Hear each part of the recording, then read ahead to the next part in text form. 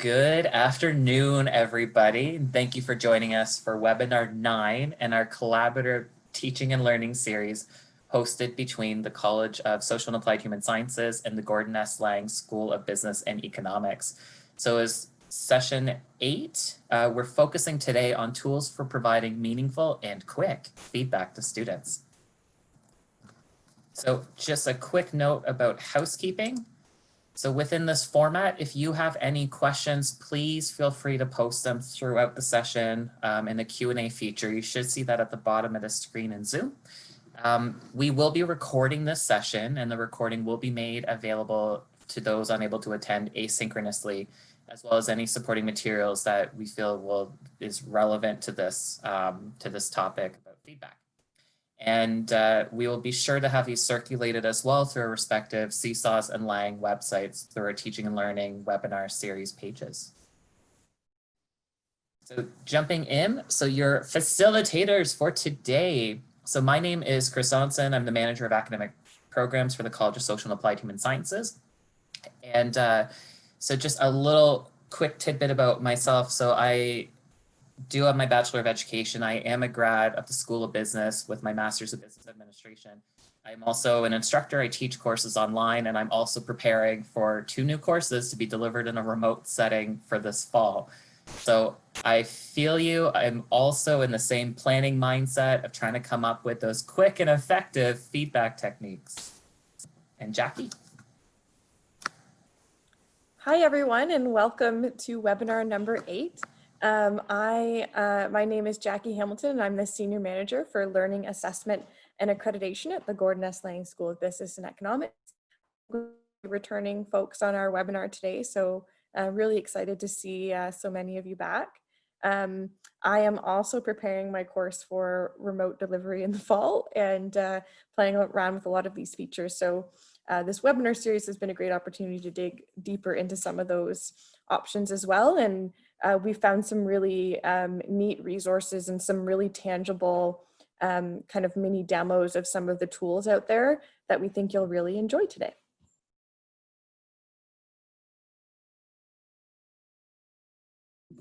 So as usual, just wanted to give you a quick reminder of some of the previous webinars that were a part of this series, in case as things are picking up for your fall planning, you want to go back and access some of the asynchronous materials, including recordings, worksheets, slides, that sort of thing. These are the topics, and they're available both on Lang and CSAH's teaching and learning websites. Just a quick note about the August 19th webinar. We've been made aware of a conflict going on with a series of faculty reflection meetings that have been set. So we're taking a closer look at that to see if we can change the date, as we do have some external folks. But the idea is that that webinar will be a just-in-time series of Q&As with the experts from Open Ed on various educational technologies. So you can ask, you're like, hey, I'm running this and X isn't working, Y. I'm still debating between A and B.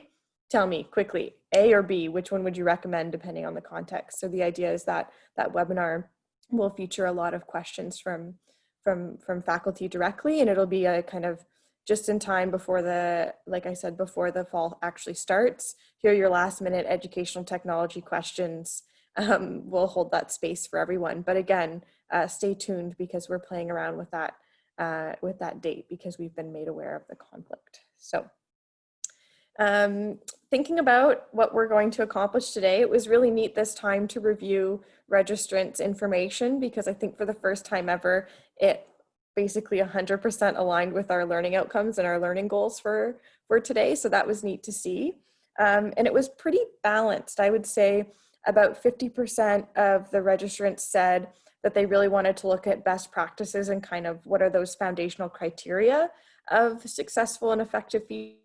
And then the other half said they really wanted to look at strategies and actual tools. So we're going to do both today. So if you were if you were on team one or the other, hopefully you'll find that both are relevant and useful regardless. But just to give you a sense of, we're going to address both today.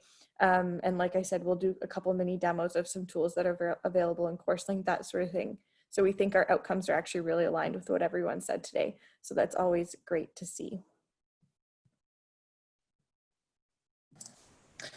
All right, so what is effective feedback? So you can see on the screen here, we've set up some criteria, but the first one being timely. If one of my assessments was an essay and it was due 4 weeks ago and life happens, but to maximize the impact of the actual feedback on that essay, on that assessment piece, the learner will more benefit if it is a timely response instead of that long delay in time. So if it is something that's possible, and hopefully throughout the webinar today, you'll see that it is very possible to do so as we explore some of those tools and strategies.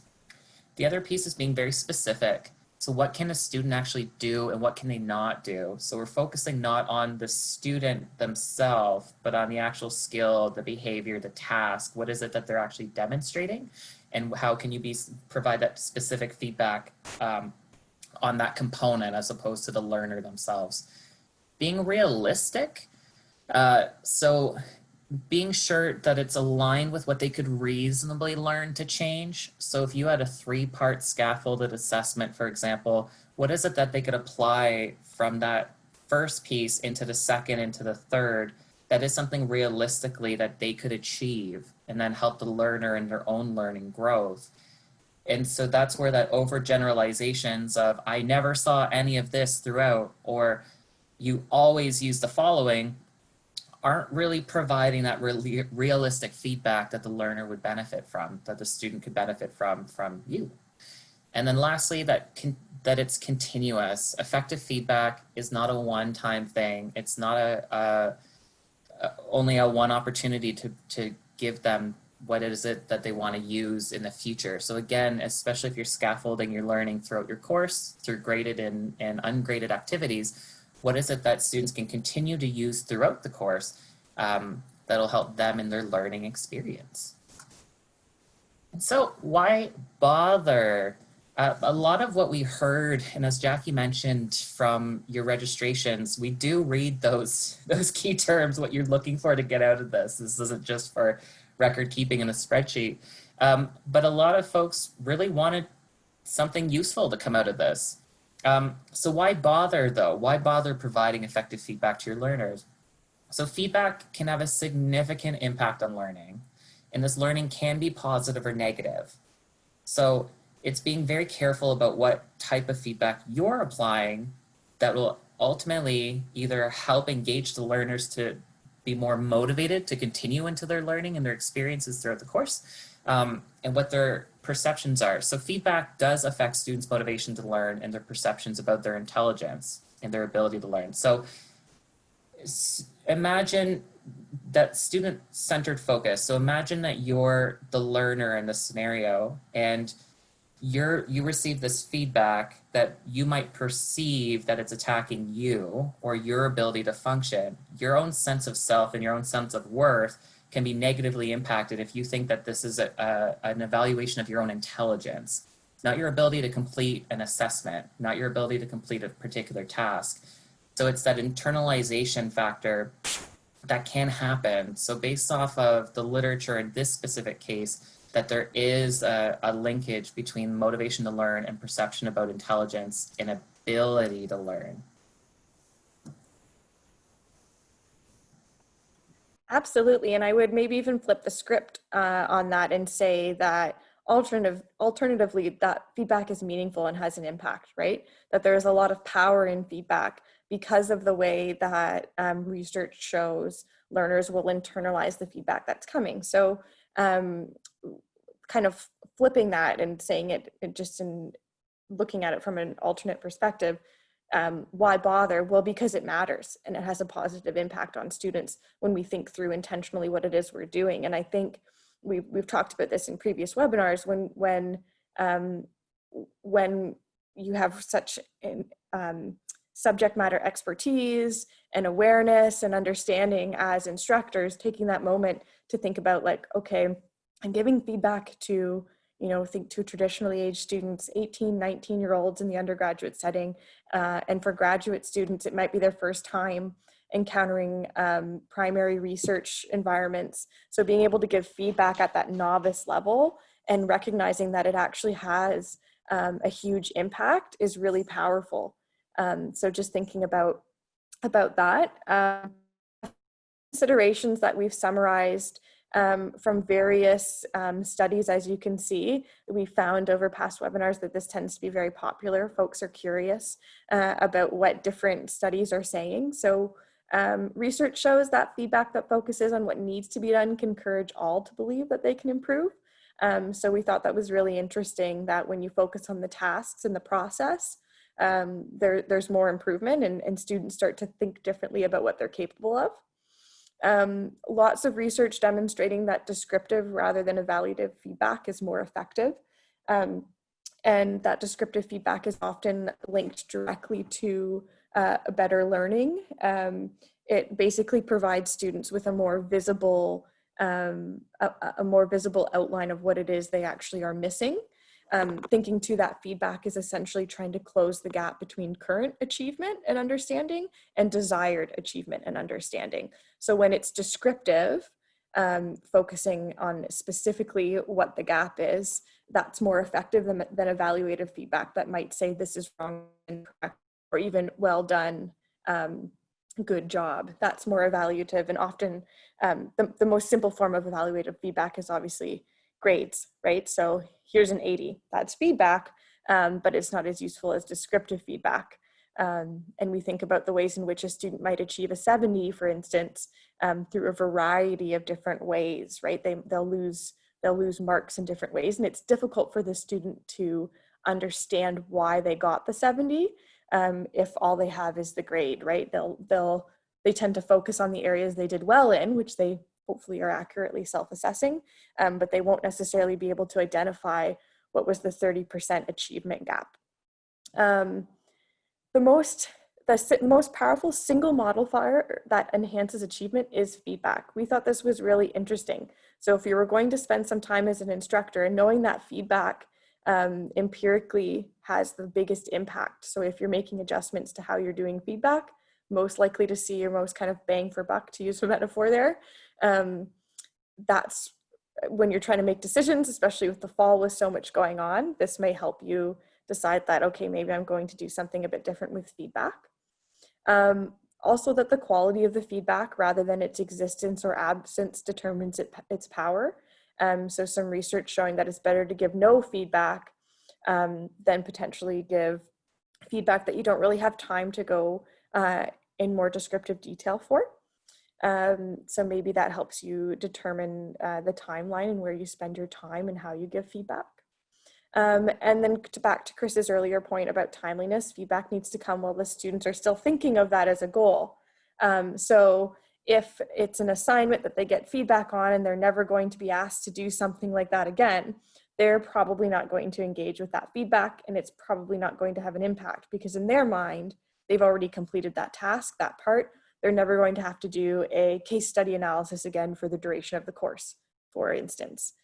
They're never going to have to look at unit number 2 content, so they're not even going to look at that feedback because they don't see it as relevant to achieving the goal. That goal is ended whether they were fully there in terms of understanding.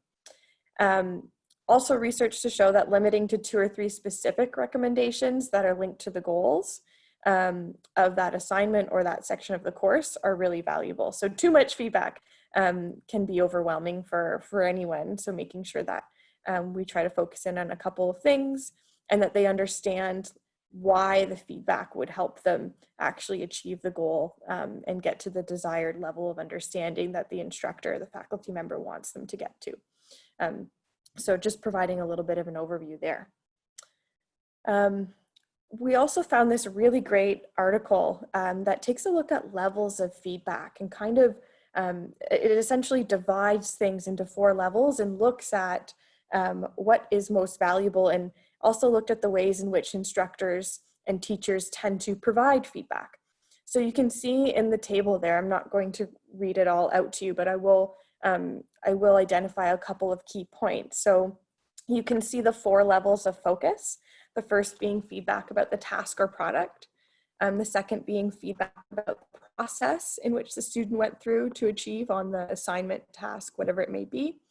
The feedback about self-regulation. So how did they, like what ways in which did they seem to try to self-improve? Can you see their thinking and decision and strategies being applied to the assignment or the assessment? And then the fourth is feedback about the person, right? So saying, well done, great job. Those are types of examples of things that would be feedback about the self. So if feedback doesn't lead to reducing the discrepancy between the goals, students are often likely to decide that, and I'm sure some of you have experienced this, but students are actually likely to decide that their work was better than it was. So if they read feedback and they don't quite understand it, or they're struggling to grasp what exactly the gap was between what they thought they should get and what their actual grade is, studies show that they'll fill in that gap themselves, and they tend to overstate and over evaluate how well they did, and focus more on things that went well than went well, because they just don't know how to fill that gap. So clarity of those learning goals, those learning outcomes is really key, so that students can actually see like, oh, well, the point of this assignment was to do X. The whole point here is to do Y. So even using some more vernacular language when describing outcomes related to specific assignments can have a really positive impact on students actually understanding the purpose of it. Too much feedback within any one of these levels can actually distract from all of the feedback. So keeping it light and maybe recognizing that you don't need to provide feedback at all of these levels all at once every single time. Back to the earlier point about trying to think of 2 or 3 key pieces of information that may be valuable as well. And then we thought folks might be interested in knowing what the research says on effectiveness for each level. So number 4, feedback about the self as a person, is actually the least effective. Number 2, feedback about the process, and number 3 are the most powerful. And number 1 is effective, but with a caveat. When feedback about the task or product focuses on improving the strategy of the information. So what that actually translates to in more tangible terms is it's better when feedback about the task or product and the knowledge is related to faulty perceptions compared to you should have talked about A, B, C, D. So students tend to just go, okay, well, I should have talked about more stuff, and just trying to generalize it. But when you're providing feedback about an incorrect assumption, a hypothesis that maybe they talked about in an essay or a short answer or long answer questions that was incorrect, that tends to be when that feedback is most effective. It tends to be better if they don't have enough information to then restructure how you provide that feedback in the form of feedback 2 or level number 3. So trying to provide more cues or prompting questions to actually get them to think about why they should have provided more information, as opposed to telling them you should have provided more information about the concept or about this historical event, whatever your course may be about. So I thought that the research on that was interesting, and hopefully those 4 levels give you some more information and ideas about how you might structure things. So lastly, to wrap this up, or this section up, wanted to share some information about feedback. So kind of ironically realized that we said, oh yes, use descriptive feedback, and then didn't give a tangible example. So this is an example actually adapted from the book How Learning Works. You can see the citation there at the bottom. This is an example from a real faculty member who came to speak with some fellow instructors and said, you know, I provided this feedback to the students and none of them got it, but this was a common theme in my course. And so they were saying, they had a case study analysis, and they were saying to faculty, or to students, sorry, to learners, it's important for your argument to have substance and to focus on analysis of the case. The analysis should involve significant research. And so they felt like they were writing this basically on every student's assignment. So using the things that we just talked about and actually pulling from the analysis that this book went into on this instructor's feedback, we came up with a couple of ways in which a learner might be confused by this feedback. So they may not actually know what it means to add more substance to an argument. And if they're taking this course as an elective, if they're a student taking it as part of their minor, or if they're in first and second year and they're new to this discipline, it may be different, right? So they may have established expectations in biology that may be different about how they form that kind of substance in history. I don't know. Just as an example. So if we can be clear as instructors about what substance means, that can be really valuable. How do you balance research and analysis? I think that's one where learners sometimes are like, okay, well, I provided some research, did I provide enough? And I think we see this question sometimes from students in the form of, how many citations do I need in order to have the right number and get the mark, right? And I think that's really a cry for, I don't know how to balance these things, right? So we often say to students, well, it's the quality, not the quantity of citations, right? Okay, that's accurate, but they really don't know what that means. So how can we provide them with some more information about what that means? How do you start incorporating that feedback? So if a student's sitting there looking at their case study analysis saying, add more substance, they might look at that and go, you know what, I don't even know how to do that. I'm not even going to take a closer look at this, just because, again, they don't know where to start. And then kind of further to a point we were discussing earlier, do I need to do this again in a future assignment for this course? If the answer is no, it's unlikely that they're going to delve too much deeper into this feedback. So having opportunities for them to practice is really valuable. And I don't mean, hey, create more work and more assignments, but maybe there are ways in which in the actual experience of the course, they may need to repeat a couple of tasks just so that they have an opportunity to incorporate that feedback. Maybe you have a piece of common feedback that everyone struggled with, such as the example that this instructor provided. So maybe you do a brief 10-minute activity about case analysis and adding substance, and you get them to give each other some feedback on something. It's not graded, it's maybe just an opening activity for your next class, but it's no more work for you. It's more just in the setup, in the context of your course, but the students actually then being asked to do it again in the future. So they know that they should take a closer look because they're going to be asked to do this in class. Again, just an example. So looking at the next slide, so recognizing that there are a variety of learner preferences out there and how we kind of take a look at information. This was a figure that we thought was valuable to include. If you're really interested in the How Learning Works book, I highly recommend it. They have a great chapter on feedback, and they actually have several great chapters on different pedagogies and elements of instruction. But I thought that this figure really kind of sums up a lot of what we're trying to talk about. So the goals, of course, in the middle, what are the outcomes? What's the point of the task? Where is the student going? What is the desired level of understanding or achievement? Do they actually do it, right? So that's the practice. That's them writing the case study analysis, doing a presentation, whatever it may be. You're going to observe their performance, whether it's written, oral, whatever your assessments may be. And then that targeted feedback will actually then guide how they continue to practice. So I thought that this was just a nice visual that summed up a lot of those key foundational elements of what makes effective feedback and the ways in which students use feedback depending on what their experiences are in the classroom. So.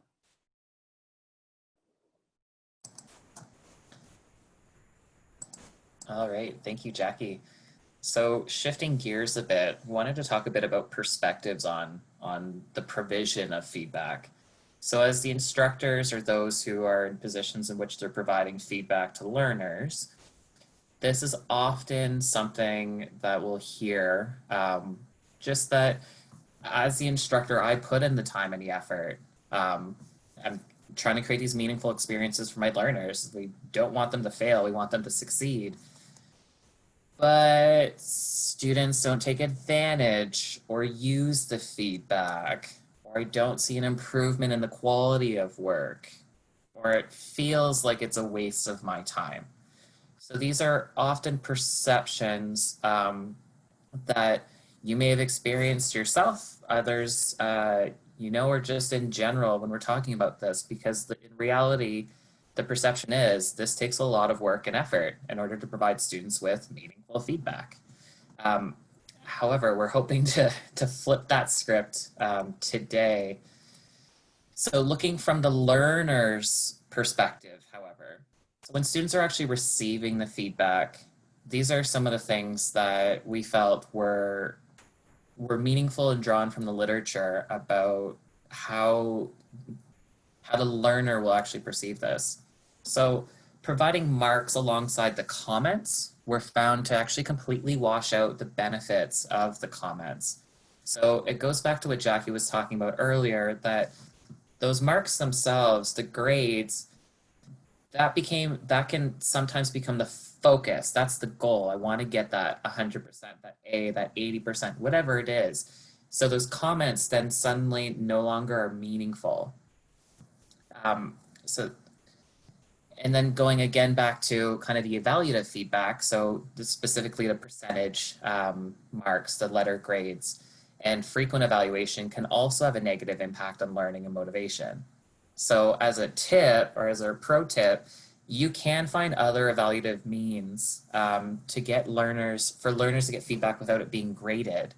And this goes back into your own teaching pedagogy, your own teaching and learning pedagogies, that if there are activities that are ungraded that speak to what Jackie was talking about, what I was talking about earlier, if you're scaffolding opportunities for learners to demonstrate their learning, there are multiple opportunities for them to actually engage in the feedback process and for you to support their learning. And I know one of the concerns that was raised by some of the registrants was, but what happens if I have 300 plus students? That's where it becomes the intentionality of the design and how those opportunities are built in so that students do have a chance to engage in real-time feedback, that timeliness factor, that realistic feedback, but that also it's still realistic within your own constraints as the instructor, at the one who's trying to teach. So this also goes back to what we were talking about before, but even praise, when we're focused on the learner, and it goes back to the levels as well, it can also have the opposite of the intended effect. So if we're trying to say like, great job, that was so fantastic, and it was focused on the person as opposed to the product, the task, the activity, the outcome, it can also have that negative impact or an opposite intended impact, even when it's coming from a good place.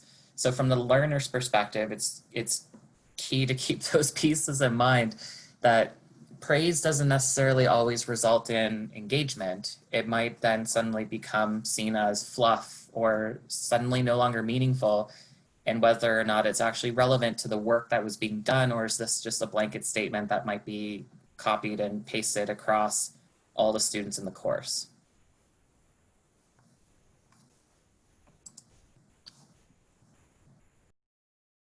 Yeah, so to kind of build off of that, I was reading one article in preparation for this webinar that was talking about praise, and that students kind of felt one of two ways about it in general. They either developed an inflated sense of how well they'd done, and then stopped looking at the other descriptive feedback. So you could provide all those meaningful feedback elements, and then they would see well done and be like, oh, well done.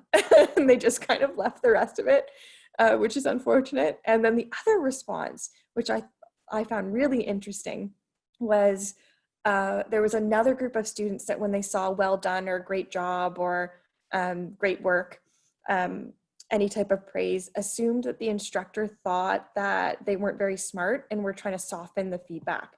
So that was another interesting, that they perceived praise as almost like a measure of pity of what the instructor felt about their work. So I thought that was really interesting, the ways in which learners are internalizing that. One article I did read, because we're not trying to suggest, and I don't think the literature is trying to suggest that you should never tell people well done, and that it should just be constructive, constructive, constructive. But that if you provide an element of descriptive feedback alongside praise, it can be more powerful. So saying things like, you're great because this paper did a strong job of integrating multiple concepts from the course within the analysis.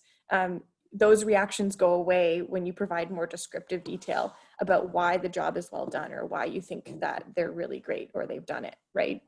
So saying, well done, it's very clear that you went and followed up on the feedback from the previous assignment I gave you.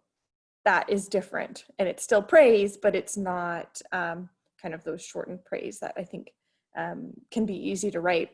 And I'm definitely guilty of them. I'm definitely going to be making some changes to my feedback practices, not only for this fall remotely, but moving forward. So just some interesting tidbits as we were reviewing some of this literature. We tried to pull together from this, again, trying to think about being resourceful, provide folks attending the webinar, or if you're listening asynchronously with another resource. We tried to pull a lot of these things together into a bit of a checklist. Again, just for your information, feel free to adapt. And we tried to pull these together from the various previous slides. So if you're looking for a bit of a summary, so just looking at, I mean, some of the things I'm sure all of you already knew about: being clear, specific, concise, linking it back to the learning goals, what's done well, where's the improvement needed, where's that gap between where they're at and where they're desired to be. Does it actually tell them how they could improve, or give them prompting questions to try to get them to think about that feedback when we think of levels 2 and 3? Will learners have a chance to act on the feedback, or is it potentially strategically in their best interests to just move on, right? And is there a process for following up on feedback in place for them to come back? And we'll talk a little bit more about that in a moment. So we're going to jump into some considerations for the remote environment, but I'm sure some of you at this moment are thinking, okay, these are all great and meaningful, but what about the quick? I assure you we will get to that. It's coming up momentarily, but again, just a checklist to try to pull together some of these key concepts. Great. And the other piece is not only just quick, but also what are the considerations for a remote environment? So it was neat because actually in preparation for this, looking at what are the actual benefits, there are benefits that exist in providing feedback in a remote environment. There's a lot of educational technologies that are available and a lot of supports that are available to help you do this. So there's an example will be coming up specifically around this, but I know in discussions, so when I was grading discussions in a face-to-face environment, there's a lot of different techniques that I've tried in the past of whether how that could fold into a pseudo participation professionalism grade. And that's within my own context. And then shifting to online, I'm sure most of you have experienced, if you've ever taught or participated in a distance education course with a discussions component, that to engage meaningfully in an online environment, you can now have all of your tools synced to each other. So having your assessment linked into your learning outcomes, the tool is now matching the pedagogy, or your pedagogy is being now matched to the tool. Your assessment's linked to the learning outcome. The assessment now has this rubric, so you have your feedback tool. It's integrated into your grade book. So at the end of the day, it's all communicating to each other. So if a student then comes in and said, why did I do so poorly? If you had that rubric set up in your discussions, that's something you can point back to the student. That should also be in alignment with where your assessment is. And this is something I'll show you in just in a moment. And speaking about all these educational technologies, Jackie did mention at the beginning of this that in a couple of weeks we are going to be co-hosting or facilitating a just-in-time tips and tricks for teaching in a virtual environment. So the folks in Open Ed in the Educational Technologies unit, they do have a lot of great reference material and a lot of great people that are working there to support you. So if there are pieces that you're really not sure about how that tool works or how to align that tool from your graded assignment to the grade book, to the discussions, to the rubric tool, I know we've, between the school and between Lang and CSAHS, we've got fantastic co-op students who are working with us this term that are available to do this work in supporting your fall preparations. But if you need to go beyond that, or if you don't have access to these wonderful student staff members, you can book one-on-one appointments with OpenEd in order to have them kind of walk you through what tool works best. And there's a whole remote teaching toolkit that is available. And we're continuously trying to update our own college level, school level remote teaching websites so that you know what's available on this, specifically when we're considering a remote environment. And the last piece here is the alignment with the best practices for effective feedback. So remote teaching can still be an opportunity to engage in providing effective feedback, meaningful feedback, constructive feedback. It's the intentionality, as we were saying before, that is really that big key piece. And a lot of the principles that we talked about beforehand are things that, as you kind of digest, mull on them, they'll be there to help you in your own teaching practice. So again, there are benefits in a remote environment. I know that for myself, I've looked at how can I minimize the time if I'm setting stuff up now on my own course websites.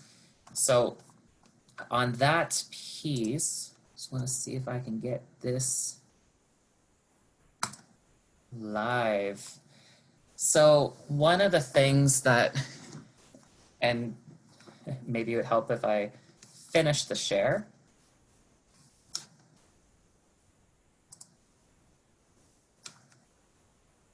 Perfect. Thanks, Jackie, for confirming that you can see this. It's hard when you're juggling your screens and trying to do this.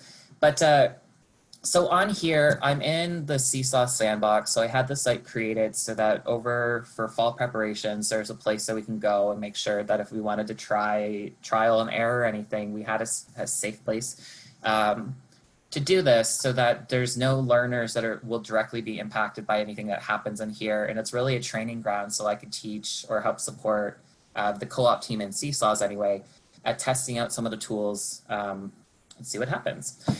So what I did for our purposes today is created this discussions forum. So this is going to be the first feedback techniques example that we wanted to showcase with you. And it specifically is diving into the rubrics and Brightspace. So CourseLink is an instance of D2L's Brightspace. So that's the learning management system we have. There's been questions in the past about getting access to different things in CourseLink. And so hopefully you've been able to seek out that support. So what I did for today's purpose is I wanted to just give an example of, here's a discussion forums that's set up. I've even created group and section restrictions and have the caveat that a student must post first before they could see. In this discussion one, I have it date restricted intentionally to end just before this webinar came in so that if there were any late posts by my other alias, then it would appear as late, but that was not the case. So hypothetically, if you had 300 students or more, you could have them divided up in different groups and you can have all these restrictions and all of that said, but that's not the focus of this session. I just wanted to show you that. I thought it was cool. So actually going in to assess the topic, what I did is I created a rubric based on an actual assignment that I'm using in a course that is currently live right now. So what you'll see in here is the users and our marketing managers. So I'm not worried about you seeing who's actually enrolled in this course. And which is why we're showing you in the sandbox instead of a live course, because we do want to respect the privacy of students and faculty members. So in here, CSAHS co-op, that's the alias of the student. So this is what you would see as the instructor if you had built out this rubric specifically around what criteria that you found would be useful. For me and my own practice and teaching practice, I found using a 4-point scale from excellent to inadequate was the most effective way of delineating of encouraging participation throughout a discussion. And what I also found as an encouraging factor is if I'm allocating grades to timeliness, I'm encouraging frequent participation as well as quantity of participation. And then the quality of the participation is also something that I'm looking at grading. So this is an example of one of 3 discussions that are being graded within the course. And so I'm able to now select based off of their contributions But fun fact, if you scroll further down, I'm now seeing what this individual learner actually contributed. And now I'm noticing, hey, they posted everything at the same time. And is this a meaningful response? This is a typical response I've seen in past courses of, I just want to get the 3 minimum posts. I agree with you, check. Well, according to the rubric that's also built into the assessment instructions, well, the majority of these posts were actually made at the end of the week. They did post once, twice, 3 times, technically. So it depends on what your criteria is that's meaningful. And then in terms of the quality, so then that's where you or your TAs or whoever's grading is able to go through and make those decisions. And then it gives you the option of providing additional feedback of here. And you can also then insert different tools as well, insert stuff. It also gives you the prompt that if you wanted to add a video note or some kind of multimedia on top of that. But what I really like about this, especially in large scale classroom sizes, is you get to see the students' contributions at a glance in one concise piece, and you can apply the rubric for evaluating. And this isn't saying that you shouldn't be, or it's not necessarily best practice of not engaging throughout. It depends on how you've structured the assessment. This is just one example of how I've used the rubric tool within Brightspace or Course-like to evaluate. So when the student comes back and said, hey, but why did I only get 6 out of 12 on this? Well, I can see the date stamps. Like, I know when you've posted. I can see at a glance what you've contributed. And it also helps you help mitigate any academic misconduct pieces if you suddenly are able to see at a glance of, hey, that language suddenly has some extra things in it, extra URLs that are linking out that was just a copy and paste from the website. And then it gives you the option of saving it as a draft or publishing it, and then it links right back to the grade book. And now they know out of that item, that's what they got.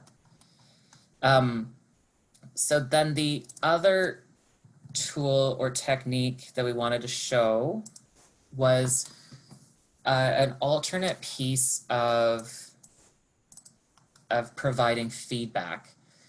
So in here, if I'm looking at my Dropbox folder, and again, the CSAHS co-op student as my example, submitted a document here. So we have the intake test. So in here, I could open the document. There's nothing exciting in that document because it's just a test. But you can see here on the right-hand side, I can type textual type of feedback, but I also have the option of recording video, where it will then ask to use your microphone and camera if that's something that's meaningful for you. What some of the literature has stated is that though it can, in some instances take more time if you're scripting what you want to respond to your student through audio visual means instead of text. In general, it takes a lot less time for you to review, let's say, a student's presentation, a portfolio, an assignment, and actually provide your tone, your facial reactions, your excitement, your ability to actually walk through the students through what it is that they did. And so it is useful for evaluating student presentations, portfolios, and you have the integration right here, right within CourseLink, right within the Dropbox. And so assuming you had something in there and you wanted to provide that, and you can still integrate rubrics as well. Just another example. So just to jump in for a moment, Chris, because we do have a question as well. So these are just ways that might potentially save you time, right? So the advantage of having the rubric in CourseLink in that instance is that what you're selecting is actually the exact feedback that's telling them where the achievement gap is, right? So instead of you typing out 50 times, you did not post frequently throughout the week, and trying to make sure that that's meaningful and that it's written in a way that includes all of the criteria that we just discussed. You do that once in the rubric, and then you're just clicking boxes, right? So that can really help make things go a lot more quickly. And because everything's remote, it's going to show up automatically for the student, they can go in and you can actually see whether a student's reviewed that. So if you're getting a lot of questions from a student, you can take a quick peek and say, hey, I noticed you haven't reviewed the feedback yet. Maybe do that first, right? And maybe through reviewing the feedback, they answer their own question as opposed to you having to set up another time to discuss or meet with them. A question on the rubrics, Chris. For the rubric on the discussion course link, are you able to add comments under each criteria? Was that the add feedback blue text box, or can it just be general? So can you actually do it by criteria? So what in this specific instance, I set the criteria under each, I guess, item. So from excellence, good, fair, poor, whatever, inadequate. You have the option when you're actually grading the student of adding specific feedback as a general, sorry, the long and the short answer is you can give general feedback to the one learner. You do have the option, if I go back to the rubrics in general, and I think this is just a sample one, it might not have anything built in. Yeah, no, it doesn't because it's already being used. Can you go back to the student example? Because I think that's where the screen was. Yep.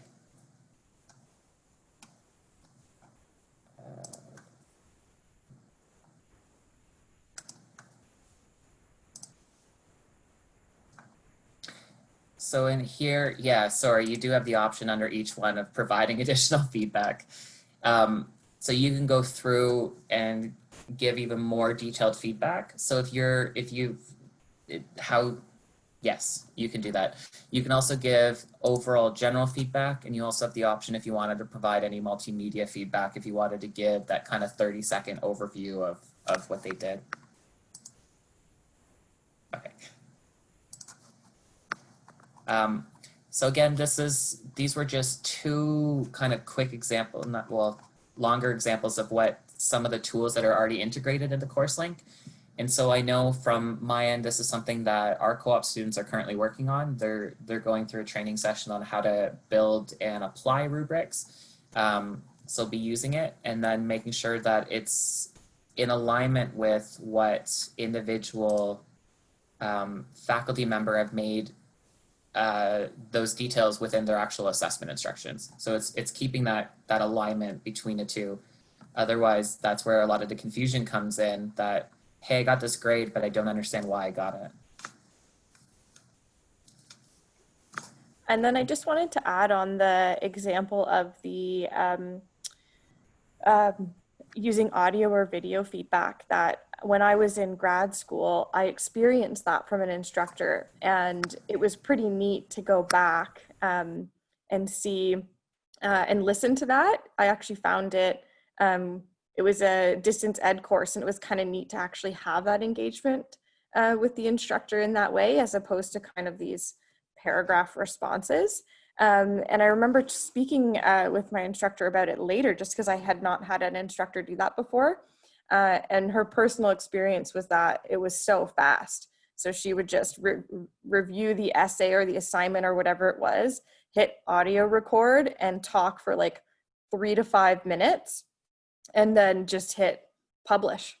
So it could go quite quickly. And there's some research to show that that actually creates more engagement with students, and students feel more engaged when they're hearing the feedback from a person as opposed to reading it. As Chris indicated, some instructors, there was a study showed that some instructors, when they did that, they actually wanted to type out and script what they were going to say.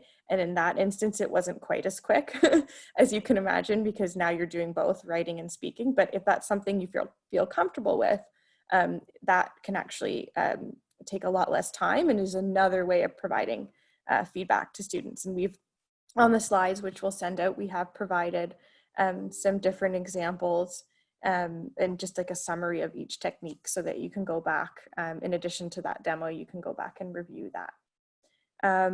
So I see another Q&A. Do you want to answer this one now, Chris, since it's related to rubrics?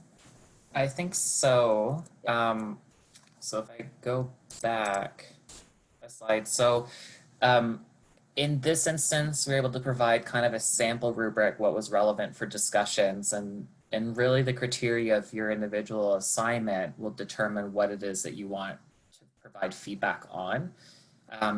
So this is a great opportunity, though, to start to build up a community of practice. If there are faculty and others in teaching and learning that would like to share different examples. I know we talked about rubrics in webinar 5, where Jackie did prepare and presented a rubric that she also uses in her own teaching practice. And I believe that those were circulated, but we can certainly look back and see if there are additional resources. But specifically around different assignments, different projects, it all comes down to what is it that how are the students demonstrating their learning from the learning outcome perspective, how that's built into the assessment and the learning activities, and then those will influence what the actual rubric will have, and the different criteria that are built into there. Yeah, there has been some, I know it's really valuable, or it feels really valuable to have completed rubrics to use, but there is some research to show that that actually has a negative impact, and that instructors think they're going to like it and then don't really like it because it's not worded the way they want. But I do think it's it is a great way to maybe have a baseline, as long as you're editing it and adapting it to make sure that it's what you want, because the last thing you want is kind of a standardized rubric don't tend to be descriptive enough. And we just talked about how important descriptive feedback relevant to the actual assignment is. So as long as you kind of make sure that you're editing your rubric to make sure that it has descriptive kind of tangible elements to each, to make sure that it's meaningful, because we did talk about in webinar 5 that a bad rubric can have a negative effect on student learning, and they can actually go backwards because they'll misinterpret something that's really vague. So I just like to add that caveat, because we know that's what the research says and what the literature shows. When I think of good rubric kind of templates, I think of the value rubrics, which I'll try to find a link to and send out. These are rubrics that are usually focused on specific skills. They were developed in the States, but I know of a few people who will take them and then kind of alter them to fit their own context. So that's value, all caps. It's an acronym. That's another set of kind of rubric templates around communication, those types of things that might be able to support as well. And then I believe the university actually has, for undergraduate learning outcomes, some rubric templates that you might find some language you like to borrow, adapt within the context of your course, depending on what the outcome and the assignment is for. And I'm happy to share again the reflection rubric that I use in my courses, but it's likely something that you'll want to adapt depending on your own as well. But good question. It's always nice to kind of, like Chris was saying, have that community of practice and bounce ideas off of each other. So please feel free to share. So we do want to show, just muted myself. I do want to show one more example of a feedback technique that we found can help make things go more quickly, but also remain meaningful. And this is the idea of incorporating reflection. And this one's really fascinating because I'm actually drawing from, in part, my own graduate research on student assessment of learning. So as we've talked about in a few other webinars, reflection helps us process information. This includes feedback. Feedback is just information in a different format, right? And spending some focused time to reflect on feedback actually provides that dedicated time for learners to review the feedback. They can't ignore something that is integrated into the process, right? So in this way, you can sometimes mitigate that struggle of, I feel like students aren't using the feedback and I'm not noticing an improvement in quality of the work. So this may be a way to help with some of that. There are a bunch of different ways to do this. A couple examples, and I think we've touched on this a few times, is trying to incorporate that into the teaching and learning activities. I do something in my class where we do a series of reflections, and if I notice something that's a theme, we talk about it as a class.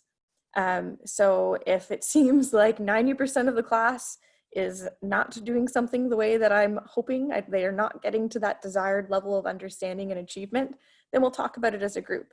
But it doesn't just mean me talking to them for 10 minutes about how their reflections have no supporting evidence or course content in it. We maybe do a quick activity about it that forces them to reflect and draw that conclusion. So when we think back to those levels of feedback, that one level that was saying, when you just tell people they have missing information, they kind of go, okay, sure. But when you then try to switch that to prompt to say, what do you think was missing in your reflection, or what would you like to work on in your reflections? And you have them do a quick kind of either think, pair, share, or you cluster them in groups of 3 or 4 and have them talk about that. Or you set up a discussion board to maybe have them, for them to have that discussion. Then you're prompting them and cueing them to think more strategically about the assignment itself. You don't have to grade that. It can just be an activity that they need to do. It can be incorporated into a synchronous environment. It could be incorporated into an asynchronous environment. It's something that can be done regardless of class size with breakout rooms. So it's actually, other than thinking about how you would set time aside for that, it's hopefully not actually much more work for you, but it kind of incorporates things more naturally. The other thing you can also do is look at ways to develop an actual reflective feedback process. So I'll be honest, this is not my example, it's an idea that I spoke to another faculty member about at the University of Toronto, which I just thought was really fascinating and I wanted to share. So this instructor has a process where if you want to challenge a grade, which I'm sure we've experienced the focus on, but this is a 78 and not an 80, why not? Or those types of questions. And if you genuinely think, if a student genuinely thinks that they deserve a higher grade, this instructor, this faculty member has actually developed a process for that. So what they do is they have a couple of exemplars made available. They've had them on course reserves at their library. I'm sure that's not the only place you could put them, but the student has to go access course reserves, review the exemplars, which aren't made available until after the assignment is submitted. And they have to come up with 3 things from the exemplar that they think they could incorporate into their own assignment that they just completed and are unhappy with the mark with. And from this is anecdotal, of course, but this instructor said that the amount of time they spend reiterating the same feedback, basically discovering that the student shows up, wants a different grade, and hasn't actually read the feedback. Anecdotally, they said that this just went way down, that they had a ton of students who were like, okay, not gonna lie, I read the exemplar, and I get why I have a 70, or I get why I have a 65. Because it's actually providing them with a tangible example. And rather than you having to do that with every single every single student in your class, the process actually does it for them. And they said they probably only have a handful of students now. So they have to do this before they can book an appointment to discuss their grade. And they have to bring that with them to the appointment. So just kind of an interesting way, once that process is set up, the exemplars were anonymized versions that they kept from previous students with permission. Once they had that system set up, it actually, they found that it decreased their workload a lot when it came to feedback. And they found they like to take a look in particular at that student's next assignment, and they were seeing that they were incorporating some of those things. So it was just really neat to see the way a reflective process might be an option there. So that's another example of a technique that you might want to consider incorporating throughout your teaching. Okay. So thinking about the other way, another element that we wanted to throw out there as a technique is thinking about soliciting feedback from learners. Especially in this remote environment in the fall, having 2-way communication is going to be key. And this can be a really great way to build community.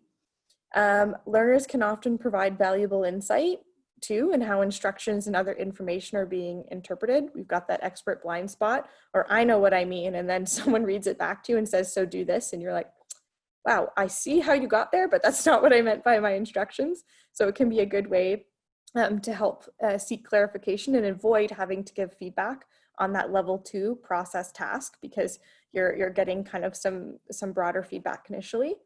And if you do decide to solicit feedback from learners, it's important to be transparent and connect back with learners about how you use that feedback. So there's some research that shows when you solicit feedback from learners and then never say anything about it, their engagement with the course actually goes down because they think you're not doing anything with it. Even if you're reading it and making like 1,000 changes, they still find that their engagement goes down. But a simple, hey, I read the feedback and I'm going to do this, or I read the feedback and a lot of you talked about how why would be helpful, but I'm not able to do that. And this is why I want you to understand where I'm coming from. They find that that can be a really good way to engage with learners as well and have feedback as actually a bit of a communication tool. I'm not suggesting you go through and read thousands of responses, but you can solicit and then maybe go through and look for some themes. So I did find some templates that were available online for free. There's a link to them there. And like we said, we will send these slides out. I would say looking at them, I'm someone who finds it's easier to edit. Back to Maves's question about the rubric, being able to edit something and adapt is sometimes better than starting from scratch. I've looked at these templates, and if I were to use them in my own instruction, I would definitely edit them. They're online forms though, so you can duplicate them, and if you want to just edit that form, then you can use that online. You don't even have to create it in another online format, which is why I selected them. The instructor who's using this wants to know what everybody said, so it asked for their personal like information, so they know who said what. I prefer not to know that. So that's something for me I would personally edit and take out. But again, thought it would be better to have some templates to take a look at. And there's a template for things you might ask them at the start of the semester, things you might ask them in the middle of the semester, halfway through, and things that you might ask at the end. You don't have to use them, just another tool that we wanted to provide to you.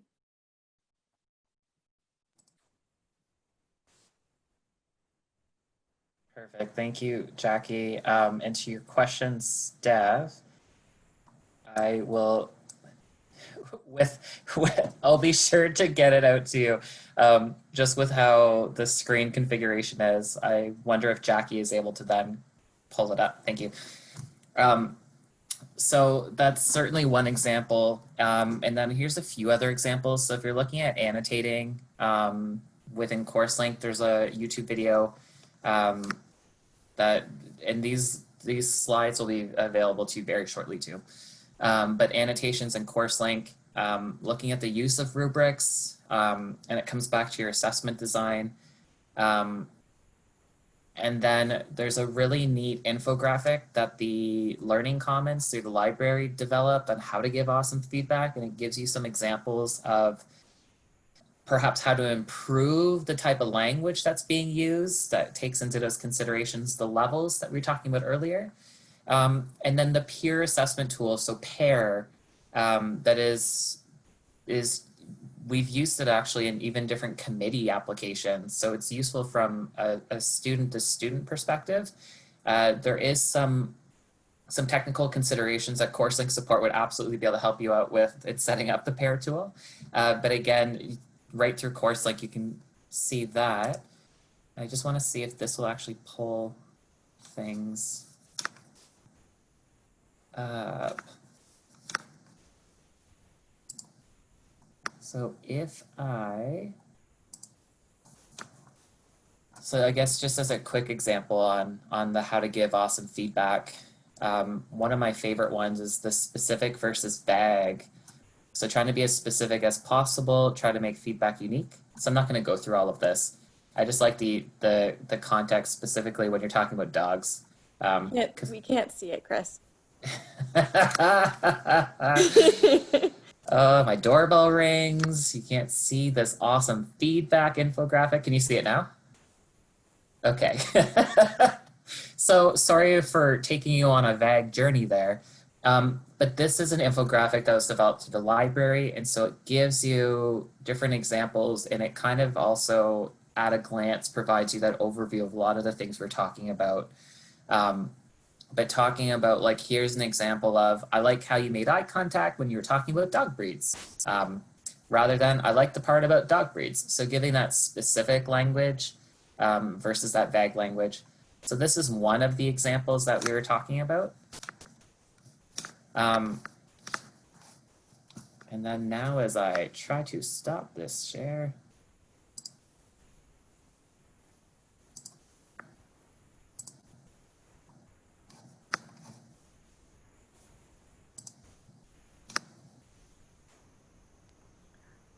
Perfect. So I'll just provide a very quick summary, and we do have some time saved for questions. I see there's another one there, so please, please continue to put your questions in the Q&A. We really appreciate that. But just to summarize some of the key points that we've discussed today. So remembering that feedback is not a one-time thing, it's a continuous process, trying to get that current level of understanding up to our desired level of understanding, right? Bridging that achievement gap. And so guided practice is really an effective way to help students actually use the feedback and for learners to do that. Evidence shows that one without the other can be really difficult to close that gap. Descriptive feedback, really important, can be an effective tool for learning and development. Again, helping students achieve and perform and learn. Also, this is one of the few topics where we really feel like you can take advantage of how technology can make the feedback process more effective and timely. There are so many tools on CourseLink, and we've just gone over 2 or 3 of them that can save you time. So when we talk about pairing meaningful with quick, you might actually have a real opportunity in this remote environment to leverage the fact that it's remote, the fact that you might be using more online tools, because there's a lot of things that will do this for you and pull it together. So take advantage of that, play around with some tools. Co-op students are available to help you kind of build some of these things out. You have to tell them what you want your rubric to be, of course, and all of that, but they can kind of help with some of the technical thing in setting that up. You can also book a one-on-one appointment with an educational technologist from Open Ed to help kind of set up and get some of those things sorted. There's a link to that on their website. So that's another option as well. You don't have to set these things up in isolation and become an expert on absolutely every single tool on CourseLink. So please take advantage of that technology. It really, once set up, can save you a lot of time throughout the semester. And a lot of it is kind of a one-time learning curve, if that makes sense. Once you've used it once, you're probably not going to need to spend that time in terms of setup again. Also talk to your fellow instructors. So many of what we shared today came from other instructors. That Google Drive came from another faculty member, I think in Ontario, if not within Canada. They sent it out on a listserv and I kind of bookmarked it because I thought it might potentially be useful. A lot of the anecdotes, the stories of what worked, what didn't, have all come from other faculty members, instructors, and we've been privileged that we're able to share that. We're hearing about a ton of creative ideas for the fall, so take advantage of those opportunities to share. It's just been really, really, really impressive to hear about and to witness what instructors are doing in preparation, and I think there'll be some really neat things. So just to kind of sum up some of the key points from today, and we'll transition now into questions, and I see there's a few here, so I might take the first rubric one. Yeah, Chris is pointing at me, you might not be able to see that, but I'll take the first rubric one from Mavis. So excellent, thanks Mavis. I know a lot of you know this, but I feel the need to always add the fine print when responding to questions about rubrics. Does the Scholarship of Teaching and Learning Research, provide recommendations about how many criteria, how many levels, that sort of thing? I added the value rubric templates. I'm happy to share again my reflection rubric that I use in my own teaching that folks can adapt to their own if there's interest. There is some divide in the scholarship around the appropriate number of criteria for rubrics, but some say 4, some say 5, some say 3. my personal preference is at least 4, max 5 in terms of criteria. I think more than that, you're kind of starting to nitpick. I think less than that, as even just as an instructor, when you're trying to grade and you're trying to figure out if it goes in column 1, 2, or 3, you're going to have some gray area. And I think oftentimes the experience has been when I've worked with instructors in designing rubrics that 1, 2, 3, they're like, I have something that kind of sits in the middle, and I don't have the descriptiveness that I wanted from this rubric. I will also refer back and encourage folks, if they want to know more about rubrics, to actually go back to webinar number 5, because we spent a lot of time going through the proper techniques to and how you develop a rubric. And there's actually an article called The Role of Rubrics that is available on both Lang and CSAHS website that actually takes you through step by step the best practices of developing a rubric. And they use, I think, an oral communication rubric. They develop one throughout the article, which is really neat. It's not that long. I think it's like max 10 pages, if I'm recalling correctly. And some of those are references too. So it actually shows like, this is a rubric that isn't descriptive enough. This is a rubric that is descriptive, but is missing X. So just a really cool, it's a peer-reviewed article I would recommend. And there's a link to that. On both the Lang and the CSAHS website. So again, if you're looking for more information on rubrics, I recommend webinar number 5. And I, in particular, as an asynchronous material, I recommend that article. You're very welcome, Mavis. I'm glad that that was helpful. Any other questions, feel free to filter into the Q&A as it relates to feedback.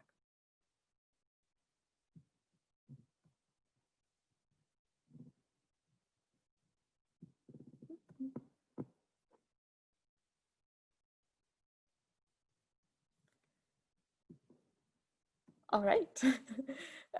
So just a reminder then that we have one more webinar left in this series, and Chris and I really are so grateful for everyone spending time with us today and in past webinars. Please stay tuned, because we are trying to move that August 19th when we think it might be the day before, but we will send an email confirming, and we won't send out a registration link until we have that settled. Many of you may have received a link to a series of kind of faculty instructor only reflection spaces. And unfortunately, our webinar conflicts with one of the times that was selected. And we're here to support you, not make you have conflicts in your calendar. So we want to be able to hold that space. But this webinar is a really great opportunity to connect directly with educational technologists, with the associate director of educational technologies, and ask those questions that you need answered before you go live in the fall. So highly recommend. We'll provide you with an opportunity to get questions in advance, but you can ask questions again when you're in the webinar, similar to all our other webinars. I think that it'll be a really valuable experience, even just to listen while maybe you're working on something else, as other people are asking questions that you may not even have thought of until week 3 and X happens and you think, oh, what about this? So we really think that will be valuable, and we're working hard to make sure that it doesn't conflict with other resources that you may wish to access. So stay tuned. Otherwise, as always, please reach out to Chris and I about any questions that you might have. We're here to support you. We're noticing less questions as the semester goes on, as the summer progresses, which I choose to interpret that you're all busy doing awesome things, and I think folks are getting a lot more settled in. But don't forget, we are here to support you, and while we certainly don't know the answer to everything, we usually have a pretty good handle on how to triage and refer you directly to the person you need. So we're happy to do that, and we're just here. We're here to support you. So thank you again. And if you're really interested in doing some reading on feedback, those are all of our references from today. Yeah, as if you have nothing else to do. So again, thank you so much, and we hope you enjoy the rest of your day.